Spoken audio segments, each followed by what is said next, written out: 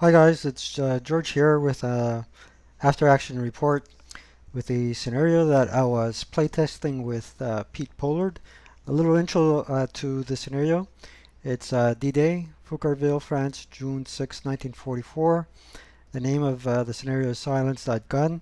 So it's an adaptation of a advanced squad leader scenario to be played with the basic squad leader rules. Now, the basic squad leader rules, as you can see, the squads do not have smoke. They do not have self-rally. There's no SAN or ELR. Very rudimentary.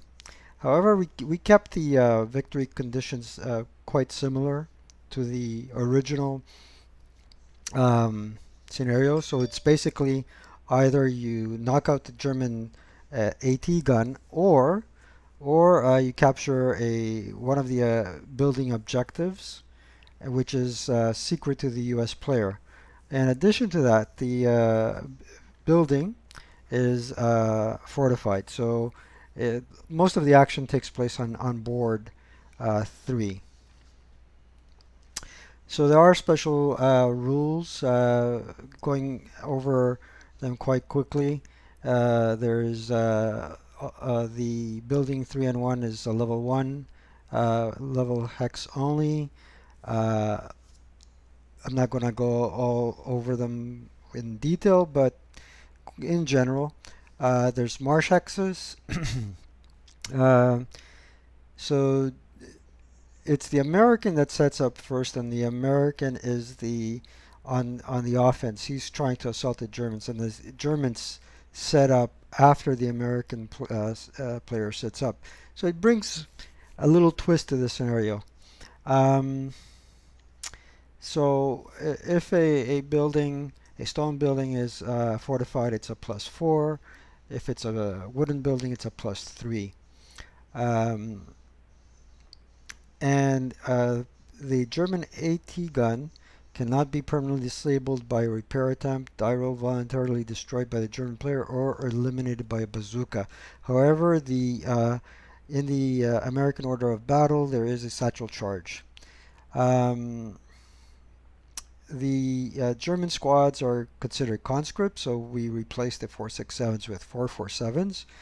And as well, the crews are supposed to be SS. And if they are set up with a medium or heavy machine gun along with a leader, they qualify for an extra -1 die roll modifier. And there's also seems to be a bit of an auction going on if both players choose the same side. When I was playing with Pete Pollard, the scenarios and the games are always too amicable for us to ever use that special rule. Special note: this scenario was designed by Bill Thomson, and it was play tested by Ken Rutkowski. I hope I'm pronouncing his name right. Graphic layouts by Mike Heiser. I've never met Bill or Mike. I've may have come across him inadvertently through chats or through Facebook though. So let's take a look at the setup. I was playing the Americans. I also played the Germans. I can tell you that against Pete Pollard, I lost every scenario. Um, so what do we have here? We have the initial setup. So I set up first. As you can see, I have one fire group here.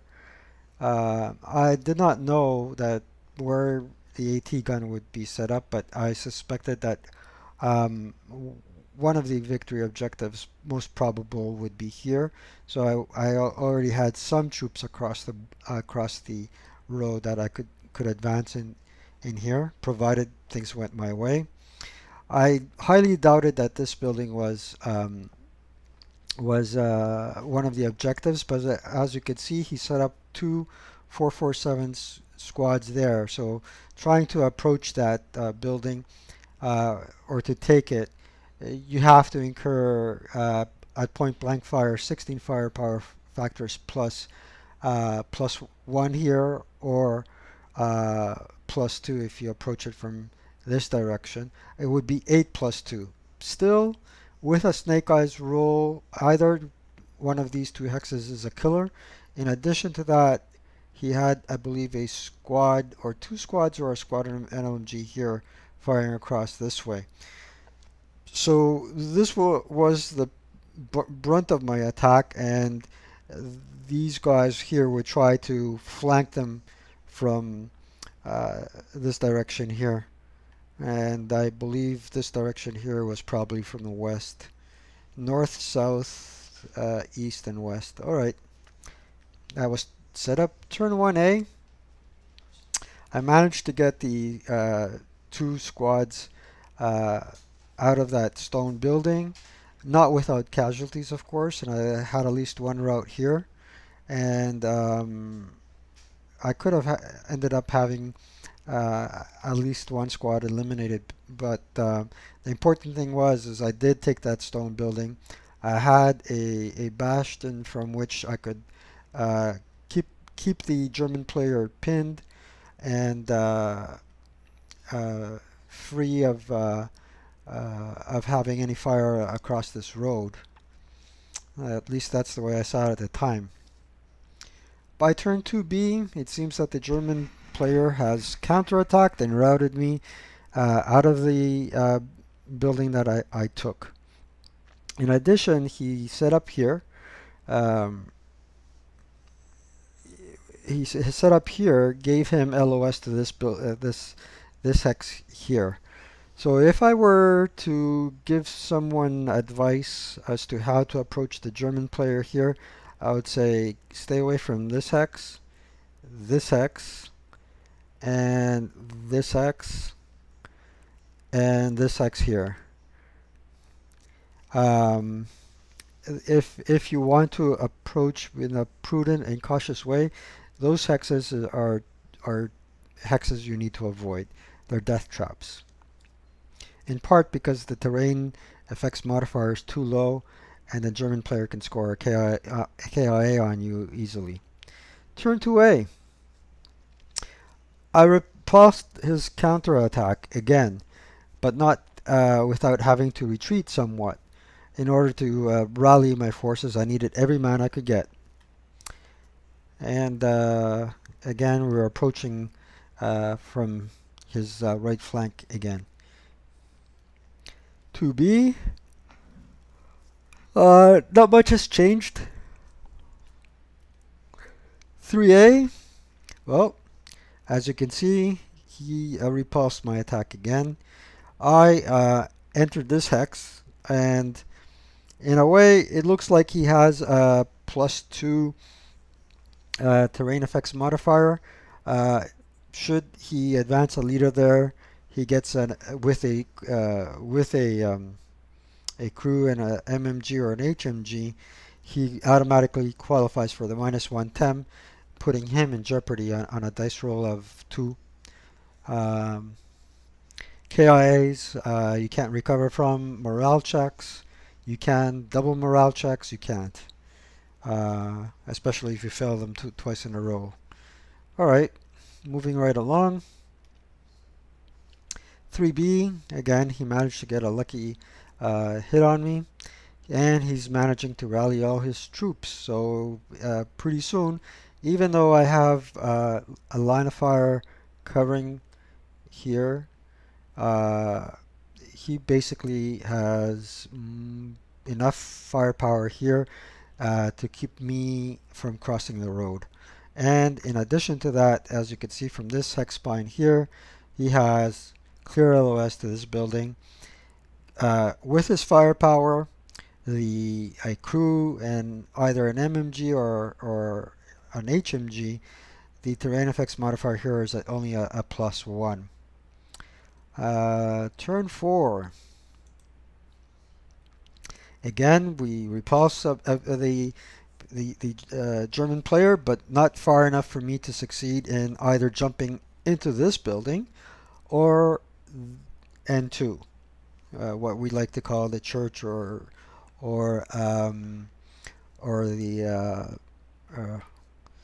the city hall. Oh well. 4B. Now again, he's rallying his forces and he's counterattacking. Um, if I recall correctly, the dice gods were not in my favor here. So on to 5B.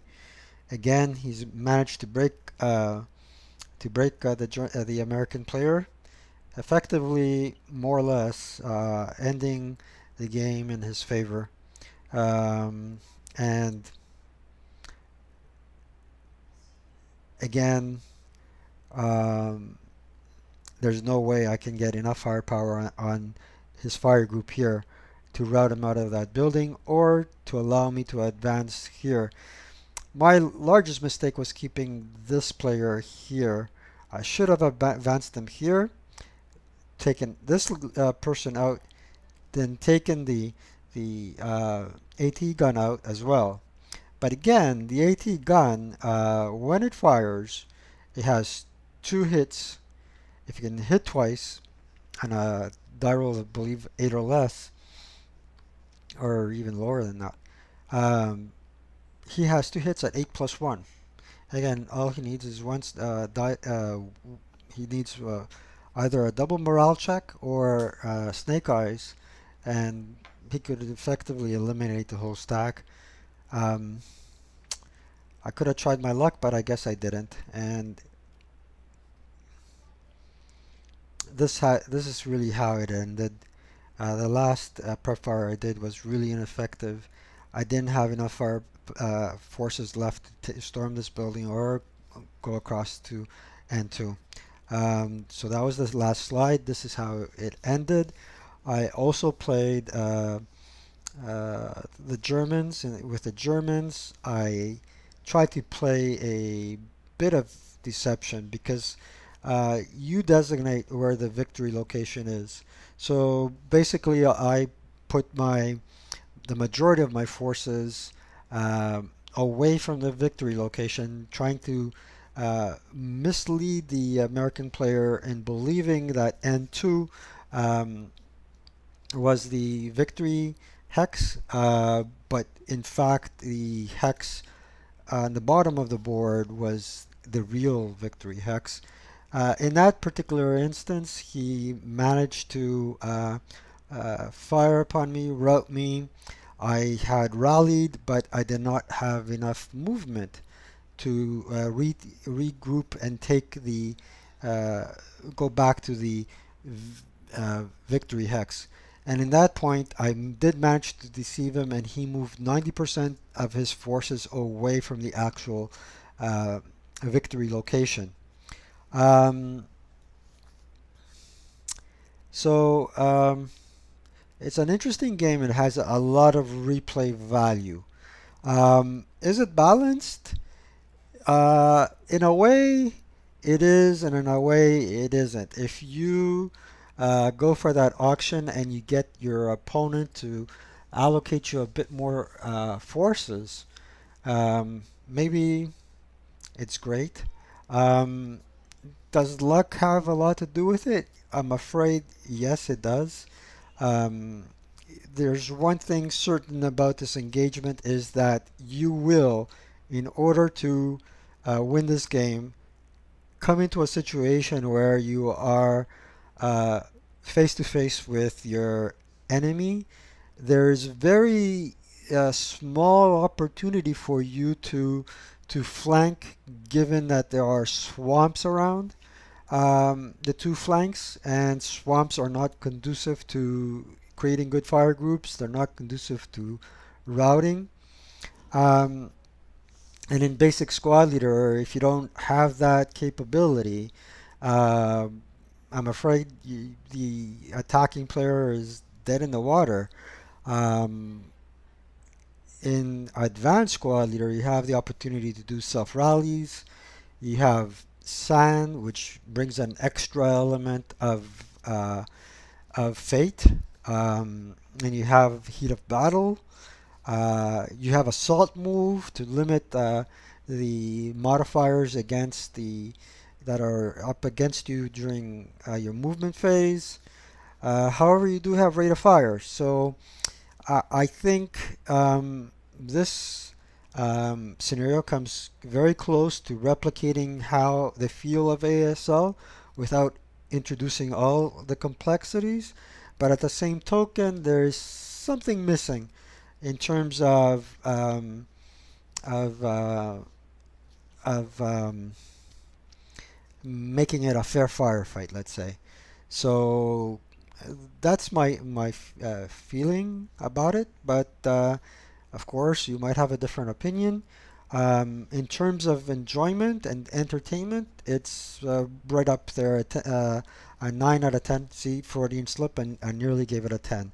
Um, uh, I hope they release it in its final stage. There's a few corrections to be made.